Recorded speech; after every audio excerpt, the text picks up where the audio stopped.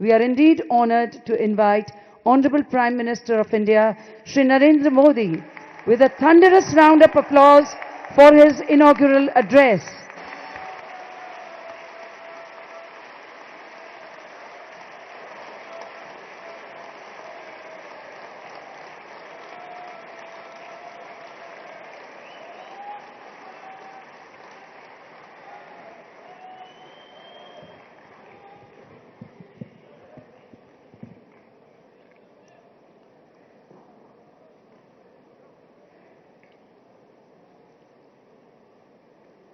His Excellency, the President of Kenya, His Excellency, the President of Rwanda, His Excellency, the Prime Minister of Portugal, His Excellency, the Prime Minister of Serbia, His Excellency, the Deputy Prime Minister of Russia, His Excellency, the Deputy Prime Minister of Poland, Governor of Gujarat, the Chief Minister of Gujarat, Ministers, Excellencies, and distinguished dignitaries from India and abroad, captains of business and industry, ladies and gentlemen,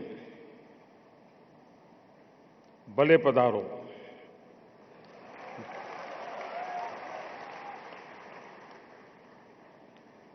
I welcome you all to the vibrant Gujarat Summit. I also wish you a very happy, prosperous, and successful New Year. I fondly recall the modest launch of this event in 2003. Since then, it has been a very successful journey.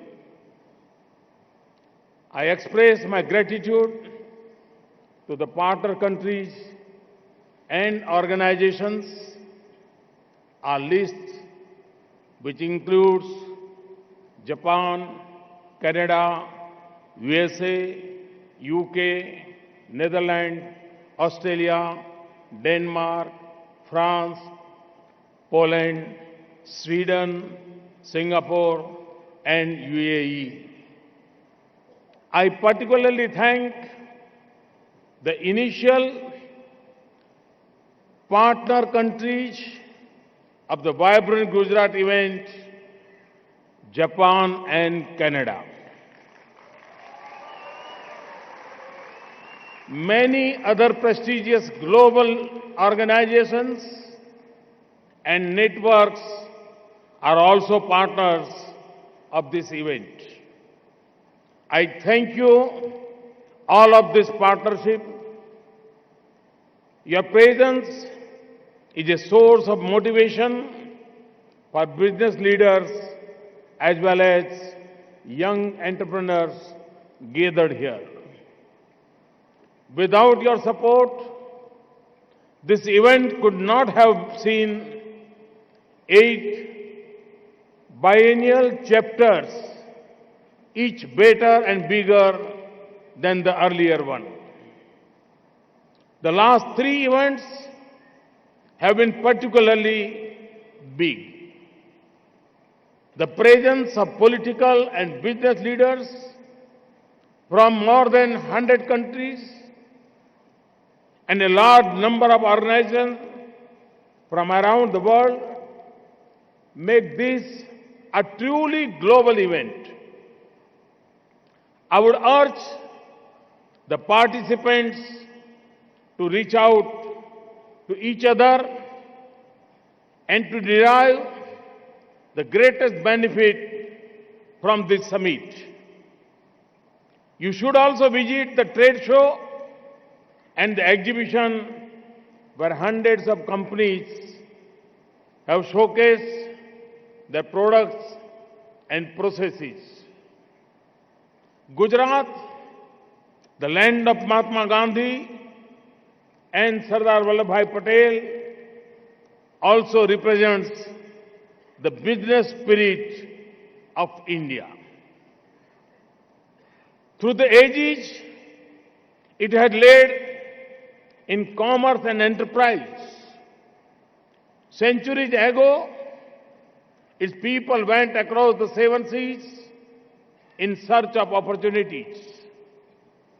Even today, this state boasts of being the origin of the highest number of our people living and working abroad.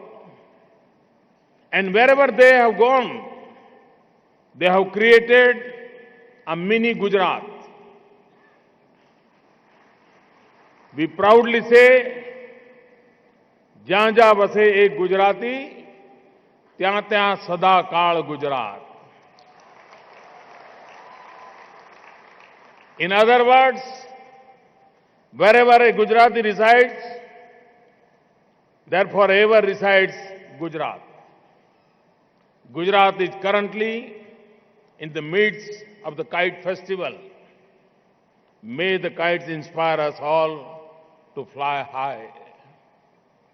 Friends, as I have often said, India's strength lies in 3 Ds: demography, democracy, and demand. Our biggest strength is the depth of our democracy. Some people say that democracy cannot deliver effective and fast-track governance. But we have seen in the last 2.5 years that it is possible to deliver quick results in a democratic setup as well. Over the last 2.5 years, we have also evolved a culture of healthy competition among states. States are being rated on parameters of good governance. The World Bank is helping us in this process. Coming to demography, ours is a nation of a vibrant youth. The disciplined, dedicated, and talented youth of India offers a globally unmatched workforce.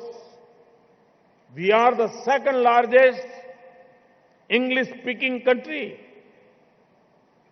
Our youth are not merely looking for jobs. They have begun taking risks and often prefer to become entrepreneurs. On the demand front, our rising middle class offers a huge domestic market. The seas that surround the Indian peninsula connect us to some of the world's biggest markets, including Africa, the Middle East, and Europe. Nature has been kind to us. Our 3 crop seasons enable us to grow food, vegetables, and fruits in abundance. The diversity in our flora and fauna is unparalleled. The richness of our culture and its living symbols is unique. Our institutions and scholars are recognized the world over. India is now an emerging R&D hub. We produce the world's second largest number of scientists and engineers. Our entertainment industry is making waves worldwide. All this helps ensure a good quality of life at relatively low cost. Friends, our government was elected first and foremost on the promise to provide clean governance and end the prevailing regime of corruption and nepotism. It is our vision and mission to bring a paradigm shift in the ways of our polity and economy. We have taken a series of decisions and steps in this direction. To give you some examples, we are bringing a shift from relation-based governance to system-based governance, from discretionary administration to policy-based administration, from random interference to technological intervention, from favoritism to level playing field, from informal economy to formal economy. In doing this, digital technology has played a key role. I often said that e-governance is easy and effective governance. I also emphasized the need for policy-driven governance. Online processes help bring speed and openness in decision making. Toward this end, we are working to adopt and absorb newer technologies to bring about transparency and the end discretion. Believe me, we are on the threshold of becoming the world's most digitized economy. Most of you wanted this change in India. I'm proud to say that it is happening before you. You can see this.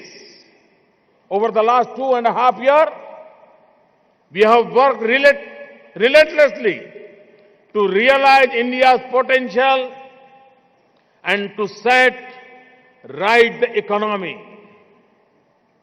The results have been encouraging. There had been substantial improvement in key microeconomic indicators like GDP growth, inflation, fiscal deficit, current account deficit, as well as foreign investments. India has become the fastest growing major economy in the world. Despite the global slowdown, we have registered excellent growth. Today, India is a bright spot in the global economy. We are seen as the engine of global growth. World Bank, IMF, and other institutions have projected even better growth in the coming days. In 2014-15, India contributed 12.5% of global growth. Its contribution to global growth is 68% higher than its share of the world economy. Creating an enabling environment for business and attracting investments is my top priority. We have to do this in order to create opportunities for our youth. With that spirit, we are moving towards implementation of some historic initiatives. This includes the Goods and Service Tax, GST, the Insolvency and Bankruptcy Code, the National Company Law Tribunal, a new arbitration framework, and a new IPR regime are all in place. New commercial courts have also been set up. These are just a few examples of the direction in which we are going. My government is strongly committed to continue the reform of the Indian economy. Friends, we have placed the highest emphasis on ease of doing business. We have taken decisive steps to ease licensing processes and rationalize provisions and procedures relating to clearness, returns and inspections. We are monitoring implementation of hundreds of action points across various sectors aimed at improving the regulatory framework. This is a part of our promise of good governance. The outcomes of our efforts are visible in India's global ranking on various indicators. A number of global reports and assessments over the last 2 years have shown that India has improved its policies, practices, and enhanced its economic profile. India's rank has improved considerably in the World Bank's Doing Business report. India is ranked third in the list of top prospective host economies for 2016 to 18 in the World Investment Report 2016 released UNCTAD last year. Our rank also improved by 32 points, positions in World Economic Forum's Global Competitiveness Report 2015-16 and 2016-17. We have moved up 16 ranks in the Global Innovation Index 2016 brought out by WIPO and other institutions.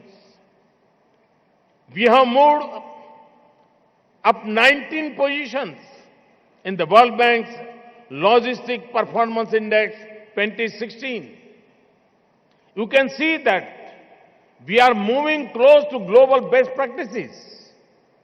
Day by day, we are getting more and more integrated with the world. Our confidence has been boosted by the positive impact of our policies and practices. This also gives us the motivation to further simplify our processes to become the easiest place to do business. Every day, we are further rationalizing our policies and procedures to make it simple for businesses to establish and grow. We have liberalized our FDI regime in many sectors and in various ways. India is today among the most open economies. This change in environment has been recognized by both domestic and foreign investors. An encouraging startup ecosystem is now taking shape in our country. This unleashing of the youth power is heartening. The total FDI inflows in the last 2.5 years have touched $130 billion. The FDI equity inflow in the last 2 financial years was 60% higher as compared to previous 2 financial years. In fact, the total FDI inflows received during the last years have been the highest ever. The numbers of countries from where FDI is coming and the sectors in which they are being rooted have also diversified in the last 2 years. India is now the leading recipient of capital investment in the Asia Pacific. It also continues to be among the top 10 countries globally in terms of FDI inflows. But the story does not end here. India had left every other country behind in terms of providing return on investment. In 2015, India has risen to first position in the baseline profitability index. Friends, Make in India has become the biggest brand that India has ever had.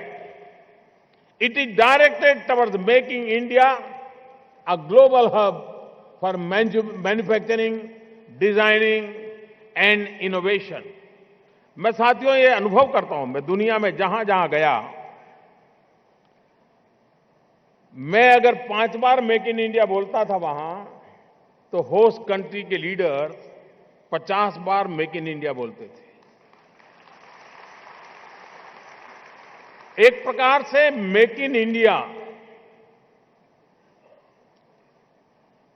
ये दुनिया की नजरों में भारत को एक investment का destination बना चुका है. भारत में राज्यों के इनिशिएटिव, केंद्र सरकार का सहयोग, ये संयुक्त प्रयास मेक इन इंडिया के लिए बहुत सारे द्वार खोल चुका है. इस अपॉर्चुनिटी का लाभ हिंदुस्तान के राज्यों के बीच में कंपटीशन पैदा हो, हेल्दी कंपटीशन हो, और वो भी गुड गवर्नेंस एंड इकोसिस्टम के आधार पर हो. कंपटीशन पहले भी हुआ करती थी. 15 साल पहले एक राज्य दूसरे से ज्यादा चीजें दे देता था, दूसरा तीसरे से ज्यादा देता था, देने की स्पर्धा होती थी, आखिर कोई नहीं आता था. लेकिन जहां जहां गुड गवर्नेंस को बल दिया गया, जहां जहां प्रॉपर इकोसिस्टम पैदा किया गया, जहां जहां रेगुलेशंस को ठीक किया गया, जहां जहां बिजनेस एनवायरनमेंट को फ्रेंडली बनाया गया, वहां पर अधिक मात्रा में दुनिया के बाहर के लोग भी आने लगे. और इसलिए मेक इन इंडिया या दुनिया में कहीं पर भी समझाना पड़े ऐसी स्थिति नहीं है. और मैं गुजरात सरकार को अभिनंदन करता हूं, उन्होंने अपनी प्रोग्रेसिव नीतियों के आधार पर गुड गवर्नेंस को बल देते हुए फॉरेन डायरेक्ट इन्वेस्टमेंट को अट्रैक्ट करने में बहुत ही अग्रिमता सिद्ध की है. गुजरात सरकार की पूरी टीम को इसके लिए मैं बहुत बहुत बधाई देता हूं. Make in India has celebrated its second anniversary recently. I am delighted to share that we have become the 6th largest manufacturing country in the world, up from 9th largest previously. Our gross value added in manufacturing has recorded a growth of 9% in 2015-16. This is much higher than the 5 to 6% growth in the previous 3 years. All this is helping us expand the job market and raise the purchasing power of our people, particularly middle class. But the real potential is even higher. To give you a few examples, India's food processing industry is expected to increase almost 5-fold in the next 10 years. No one can imagine. Similarly, India's low vehicle penetration makes it one of the world's most attractive auto market. At the government level, we have to ensure that our growth process is inclusive and embraces both rural and urban communities.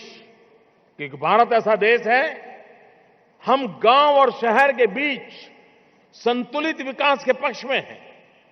हमारी नीतियों का लाभ गांव और शहर दोनों को समान रूप से मिलना चाहिए और इसलिए हमारी योजना की प्रायोरिटी में भी गांव को भी उतना ही महत्व मिले। हर विकास की यात्रा का अंतिम बेनिफिट गांव गरीब किसान तक पहुंचे, ये हमारा प्रायोरिटी का रहने के कारण सारी नीतियों के केंद्र में उन बातों को हमने बल दिया है। We are committed to an India with better job opportunities, better income, better purchasing power, better quality of life, and better living standards. Friends, our development needs are huge. Our development agenda is ambitious. For instance, we want to provide a roof over every head. हर गरीब को घर होना चाहिए, अपना घर होना चाहिए और 2022 तक होना चाहिए। ये सपना लेकर के हम चल रहे हैं। We want to provide jobs to every hand. 800 million 35 से कम एज ग्रुप के इंडियंस, जो एक प्रकार से युवा भारत है। 800 मिलियन यूथ जिनकी उम्र 35 से कम है। इन हाथ में हुनर हो, काम का अवसर हो, तो नया हिंदुस्तान हमारी आंखों के सामने बना करके खड़ा कर देंगे। ये विश्वास हिंदुस्तान के नौजवानों के प्रति मेरा है, हम सबका है और हम सबका जिम्मा भी है कि उस अवसर को हम दें और हम अवसर दे सकते हैं। संभावनाएं भरपूर पड़ी है। We want to produce energy that is cleaner. We want to build roads and railways faster. We want mineral exploration become greener. We want to build urban amenities that are sturdier. We want to see our quality of life getting better and better. We are taking a leap toward next generation infrastructure in both core and social sectors, in both rural and urban areas. This includes freight corridors, industrial corridors, high-speed and metro rail projects, logistic parks, smart cities, coastal zones, regional airports, water, sanitation, and energy initiatives. Our per capita electricity consumption must rise. Even as we do so, we are committed to promoting renewable energy. We are keen to promote tourism in a big way, and this needs tourism infrastructure. जब मैं renewable energy की बात करता हूं, 175 gigawatt. एक जमाना था हम मेगावाट की चर्चा करते भी डरते थे। आज देश गीगावाट के सपने देख रहा है। ये बहुत बड़ा बदलाव है। 175 गीगावाट रिन्यूएबल एनर्जी मिक्स, जिसमें सोलार हो, विंड हो, न्यूक्लियर हो, और दुनिया जो ग्लोबल वार्मिंग से परेशान है, उस विश्व को बचाने का सपना हमने भी देखा है और हम भी 175 गीगावाट के कंट्रीब्यूशन से विश्व को ग्लोबल वार्मिंग से बचाने के उस संकल्प को पूरा करने में हिंदुस्तान अपनी नंबर 1 की भूमिका अदा करने के लिए कृत संकल्प होकर के आगे बढ़ रहा है। तब मैं पूरे विश्व को निमंत्रण देता हूं, आइए 175 गीगावाट रिन्यूएबल एनर्जी के क्षेत्र में इन्वेस्टमेंट के लिए स्काई द लिमिट, और हमारी पॉलिसीज आर वेरी प्रोग्रेसिव। और मुझे विश्वास है कि मानवता का भी ये काम है, जीवन की तरफ देखने का दृष्टिकोण बदलने का अवसर है। हमने 2 शताब्दी एक्सप्लॉइटेशन ऑफ नेचर के अंदर खपा दी है। अब हमारा दायित्व है कि आने वाली शताब्दियों को एक्सप्लॉइटेशन ऑफ नेचर के हमारे सोच में से बाहर ला करके हमारी नेचर को स्ट्रेंथन करने के बेसिक चीजों को लेकर के चलना इसका अवसर है। और उस बात को लेकर के हम चलेंगे तो हम अवश्य ही विश्व में एक बड़े परिवर्तन की संभावनाओं में बहुत बड़ी अहम भूमिका अदा कर सकते हैं। The target for construction of roads and laying of railways have been increased manifold. India is going to emerge as one of the world's largest construction markets as it adds millions of homes. All this offers unprecedented opportunities for the investor community. Most of you can work with US in a number of areas, which includes from hardware to software, from soft skills to scientific temper, from defense system to cyber security, from medicine to tourism. I dare say that India alone offers the opportunities that could revival those of an entire continent. It offers today the possibilities of a full century, and we want to do all this in a calendar, greener and sustainable way. We are committed to protect the environment and uphold our responsibility towards nature. Ultimately, this is what India has stood for since ages. Welcome to India, the land of tradition and tranquility, the land of empathy and excitement, the land of experiment and enterprise, the land of openings and opportunities. Once again, I welcome you all and invite you to be part of India of today and India of tomorrow. I assure you that I will be available to hold your hands whenever required. Thank you. ગુજરાતના ભાઈઓ આવજો.